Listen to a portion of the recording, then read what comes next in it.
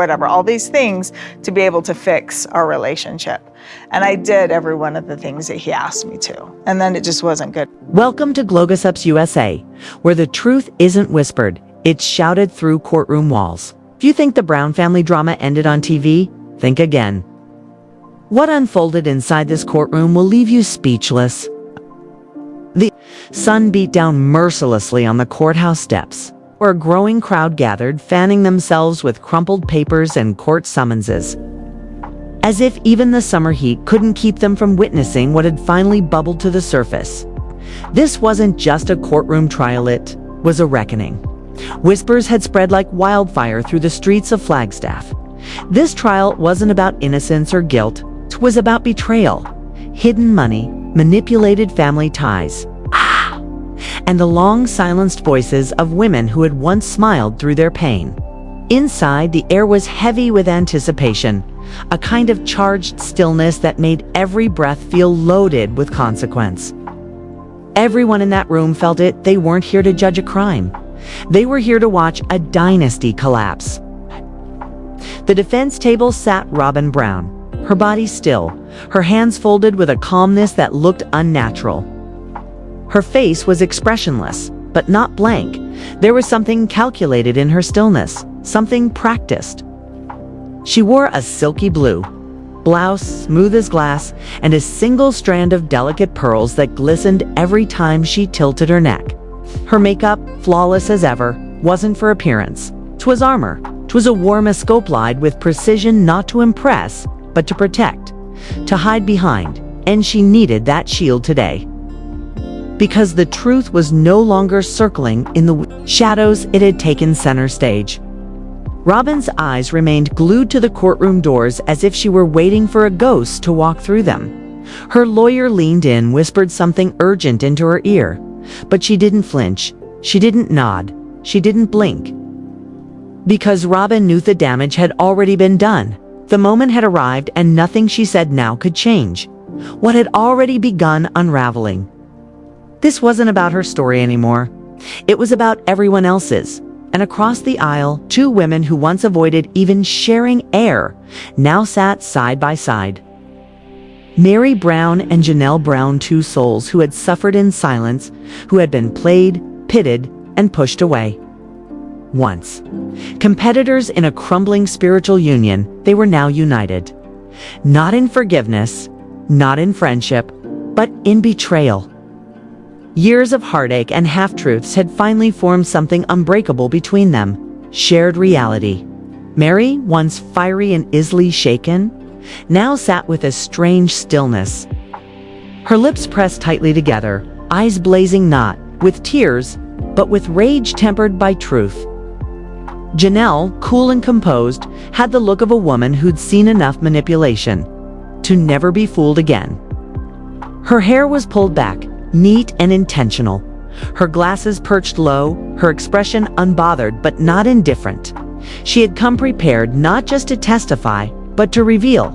The quiet hum of reporters shuffling their notes gave way to a single sudden sound. The prosecution team stood. A large screen flickered on behind them, and then it happened. A grainy video clip began to play, the courtroom dimming slightly as the audio crackled to life. Robyn's voice emerged, soft, but sharp enough to slice through the room. And if anyone asks, we'll just say it's for her education fund. A gasp echoed from the public gallery. One juror dropped their pen. The room fell into an eerie, fragile silence, the kind that follows an explosion. Robyn didn't move. Her face, once painted with stoicism, began to pale. The pearls around her neck shimmered against suddenly flushed skin. Her attorney bolted upright. Objection. He barked. But Judge Valdez's voice was calm. Final, overruled, proceed. And with that, the unraveling began. The prosecution followed up with a sworn affidavit Robyn had submitted just weeks before. Her statement was read aloud, each word striking, like a hammer on glass.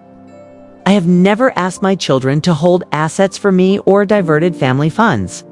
The contrast between her spoken lie on video and the affidavit was brutal, undeniable.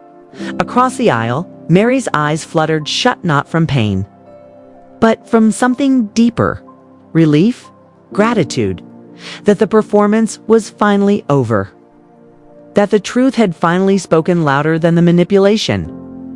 Janelle sat stiff, her jaw locked, her entire posture wound tight. She stared straight ahead, her expression unreadable, but her silence was deafening. She had been holding this in for years, decades, even the gaslighting, the exclusion, the fake smiles at family meetings.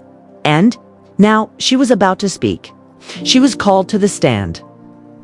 Janelle stood slowly, clutching a thick binder with both hands. It wasn't just evidence. It was her story, meticulously documented, highlighted, annotated. She walked deliberately, without hesitation, and took her oath under the cold lights of the courtroom. Then she turned to the jury and she began. "For nearly 30 years, she said, I was spiritually wed to Cody Brown. I helped raise 6 children in that home. I was told that all spouses and all children were receiving equal support from our family funds."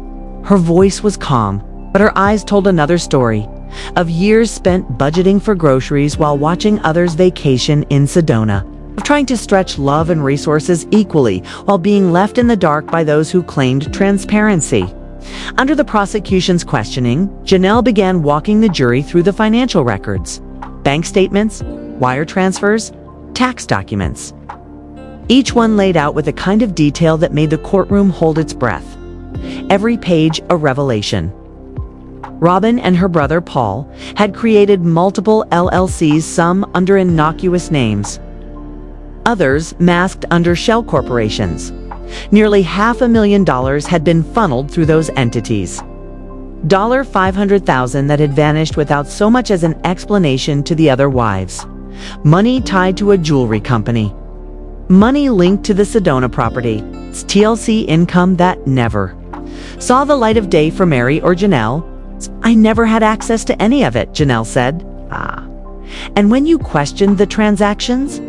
the prosecution asked. Janelle didn't hesitate. "I was told I was overreacting." "By whom?" Her answer was calm. "Cody and Robyn." A wave of sound rippled through the room. Some of the reporters in the gallery audibly gasped. One juror leaned forward, visibly shaken. The lies weren't just buried, they had been bulldozed under family unity speeches and fake reconciliations for the camera. Meri's name was called next. She stood without help, shoulders square, her face open, not angry, not bitter, just done. She took the stand and didn't need notes. Her testimony came from memory, like the kind of pain that never really fades. "For years," she said, her voice tight, "I was told I was the problem. That I wasn't trying hard enough. That if I just loved more, sacrificed more, accepted too." The courtroom was silent as she continued. "But it wasn't me who secretly moved assets, who created false business fronts, who signed checks I wasn't even aware of. I was the one left out. I was the one they ghosted when it came time to divide what we all helped build." She handed over emails, bank alerts, signed letters, accountant notes, receipts that painted a chilling story. Exclusion by design. And then the final blow. The prosecution turned to the judge. "Your Honor, we respectfully request to play one more recording from a family meeting about finances." Judge Valdez nodded. The audio clicked on. And once again, Robyn's voice filled the courtroom like a blade slicing through every last pretense. "If anyone asks, we'll say it's for her education fund." This time, Robyn closed her eyes. It's the same phrase repeated. The same lie looped. Her attorney didn't even rise this time. He just stared at the table, his hand over his mouth. And for the first time in years, the courtroom saw Robyn Brown not as the carefully curated public figure from TV, but as someone exposed, not just For one lie, but for a pattern of concealment, manipulation, and selection. You're loyal, and that's something that he really values right now. But it's not good enough. You know, he would ask me to do things and ask me. The tape was old recorded during the final months of 2022, but its contents struck the courtroom like a thunderclap. The judge gave a subtle nod and leaned back as the speakers crackled to life, Robyn Brown's unmistakable voice spilling into the air. The tone wasn't one of panic or hesitation. It was casual to casual. Just utilize Meri's LLC, Cody. She doesn't know what it's for. We'll say she filed the taxes wrong and we'll fix it later. The words lingered in the room like smoke after a fire, thick with implication. There was no laughter. In her voice, no sarcasm. Just cold, detached planning. Meri didn't flinch. Not a single muscle on her face betrayed the war inside her. She had long suspected things were being done in her name, behind her back. Not hearing the words, aloud words that used her trust as a shield for deception, was a deeper cut than she expected. She blinked slowly but sat tall, unbroken. Robyn, on the other hand, blinked rapidly as if she could erase the recording by sheer force of denial. Her composure, already unraveling thread by thread, now snapped completely. Her lips parted, her jaw trembling as she realized what had been exposed. She had believed that loyalty and silence would shield her, that nothing they did would ever truly come to light. But truth, long buried and compressed under years of performance, had finally burst free. Behind the defense bench, Cody Brown sat still, his arms folded, his jaw tight.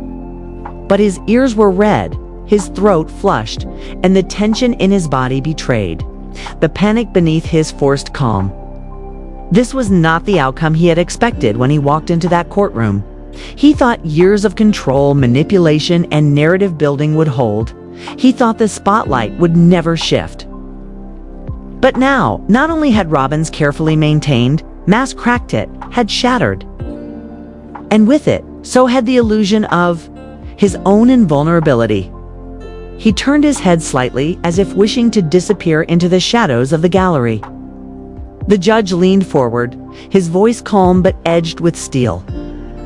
"Mrs. Brown," he said, addressing Robyn directly, "do you have an explanation for this recording?" Robyn's voice trembled as she struggled to speak, the courtroom waiting in frozen silence. I was joking," she mumbled, though her voice lacked even the courage to sound convincing. No one bought it. Not the judge, not the prosecution, not the jurors, and certainly not Meri or Janelle. The lie was thin, and the room could smell blood. Prosecutor Loretta Crane stepped forward, her tone sharpened like a blade. "Was it also a joke when you opened 3 LLCs under different family names? When you diverted property deeds to private companies? When nearly $500,000 moved through those accounts without a trace for the others?" Robyn didn't answer. Her silence at this point was no longer strategic. It was surrender.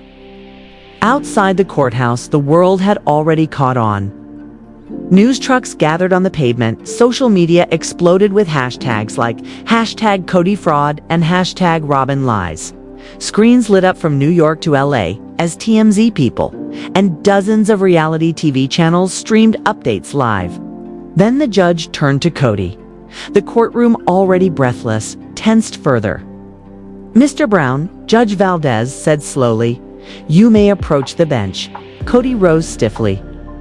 Gone was the confident swagger of a reality TV star who'd built a name off control and charm.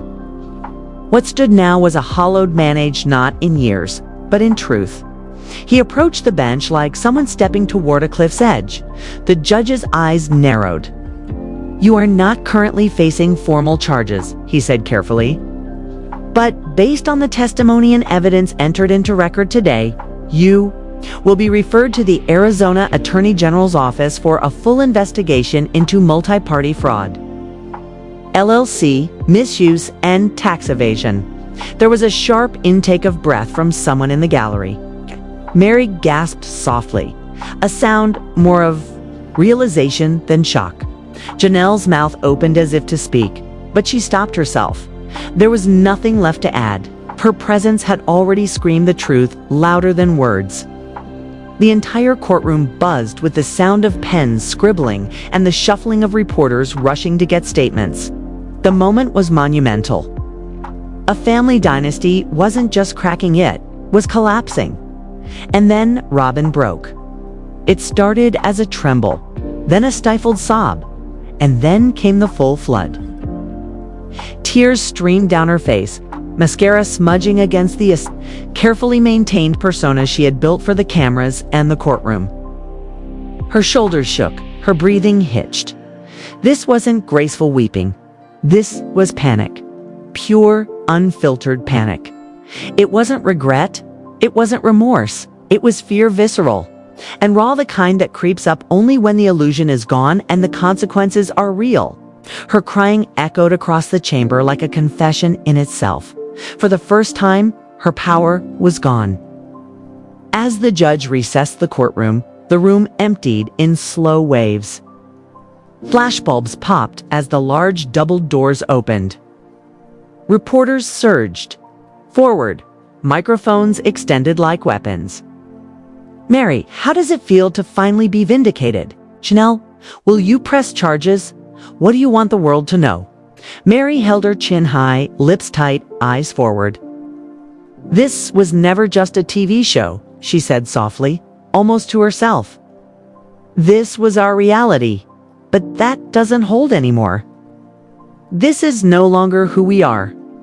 Janelle stood beside her, shoulders back, and the two women exited together, not as friends, but as survivors united by truth, not loyalty. Behind them, Robyn was quietly escorted out of a side exit, hidden from the crowd but not from judgment. There were no fans waiting, no red carpets, just flashing cameras and hushed whispers. Cody followed, silent, alone in every way that mattered.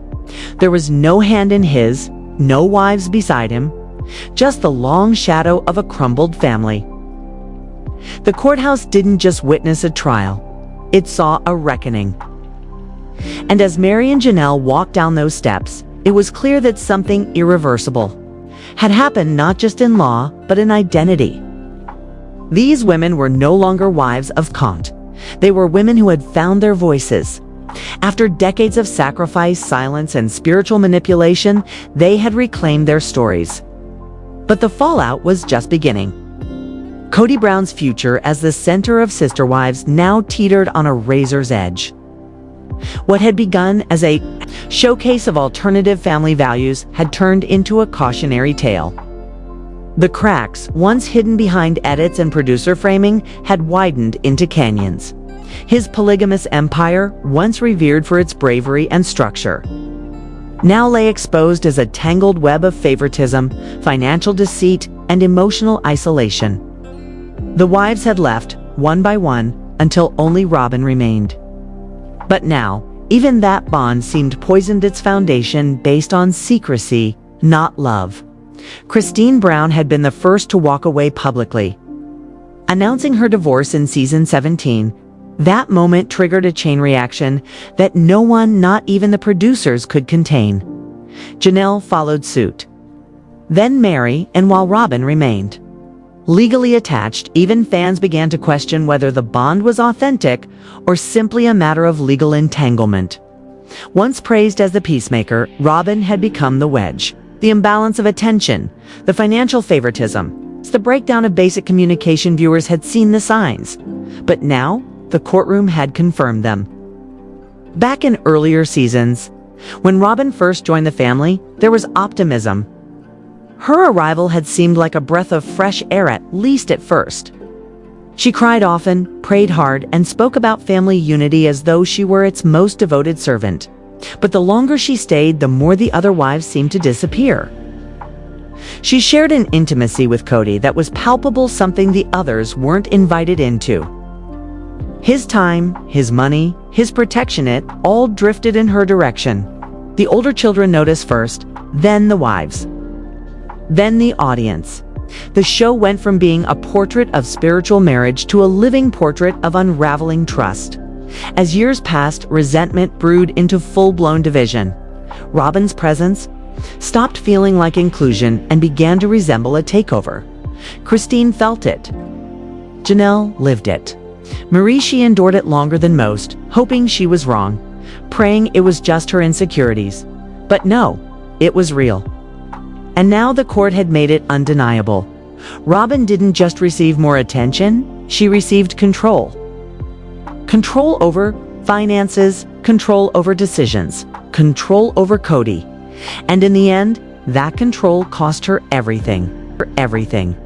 As the dust of legal chaos slowly began to settle, another wave of emotional reckoning rippled through the Brown family. During a somber trip through Wyoming meant as a time of mourning, healing, and reflection, Cody and Robyn shared their memories of the area. Cody reminisced about his early days, about the life he once built with his large family. But something had shifted. It wasn't just grief that hung in the air, it was distance. Janelle's family stood beside Christine and her children, forming new bonds from the ashes of old pain. They comforted each other with quiet glances and shared tears, all while attempting to reconnect with long-estranged relatives. The fractures were still deep, but some of them had finally begun to scab over. Cody had recently revealed that his daughter, Aspen, had broken her silence, speaking publicly about their estrangement. It was a painful blow, but one that cracked open space for real conversations. For a moment, it seemed as though healing might be possible. But not everyone was willing to participate in that journey. Robyn, according to family members and sources close to production, had resisted those reconciliations. Her presence, once seen as central to Cody's stability, now appeared as a wall between him and the rest of his children. Whispers swirled that she had discouraged phone calls, blocked visits, and subtly influenced Cody's priorities. The result? Growing belief that the only path forward for sister wives might be without her. Cody, on his part, remained caught between the image he clung to and the reality now unfolding. In a tense one-on-one interview, he admitted he was exhausted from having to justify his relationship with Robyn, his voice laced with bitterness and frustration. The public, the fans, even his children, everyone seemed to hold her responsible for the family's collapse. And that truth, however skewed or accurate, had become Cody's burden to carry. Robyn, meanwhile, was visibly unraveling under the pressure. From the very beginning, she had despised the cameras, the interrogations, the endless scrutiny. She'd once joked she'd rather have a root canal than sit through another grilling from host Sukanya Krishnan. Now, that joke had lost all humor. In her interviews, she refused to view past show promos, calling them nauseating. She avoided questions. She shifted blame. She shrank from responsibility. It was clear. Robyn no longer wanted to be part of the story, yet she remained its most explosive character.